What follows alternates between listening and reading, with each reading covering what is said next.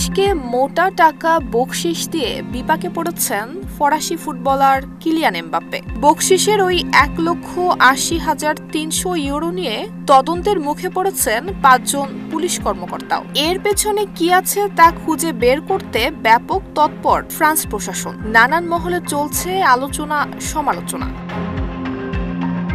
2022 কাতার বিশ্বকাপ যখন শেষের পথে লুসাইল স্টেডিয়ামের ফাইনালে ফ্রান্স হেরে যায় মেসির আর্জেন্টিনার কাছে, কিন্তু ফ্রান্সের এক তরুণ বালক বিশ্বকে তাক লাগিয়ে দেন হ্যাট্রিক করে। তিনি কিলিয়ান এমবাপ্পে। সেই বিশ্বকাপের প্রাপ্তি থেকে পাওয়া বোনাসের একটা অংশ তিনি কৃতজ্ঞতা জানিয়ে দেন 5 পুলিশ কর্মকর্তাকে, যারা পুরো আসর জুড়ে ফ্রান্স দলের নিরাপত্তার দায়িত্বে ছিলেন।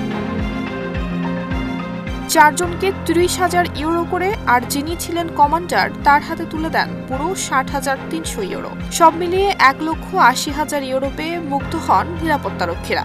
কিন্তু সেই আনন্দ বেশি দিন স্থায়ী হলো না। কয়েক বছর পর সেই উপহার এখন তাদের জন্য হয়ে উঠেছে গলার কাটা।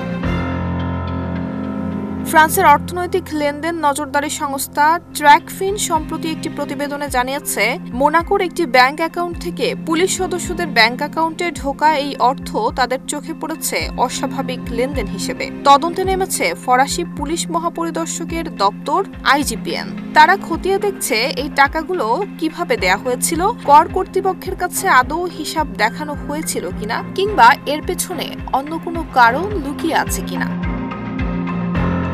নুসরাত জাহান মেহেক, ঢাকা পোস্ট।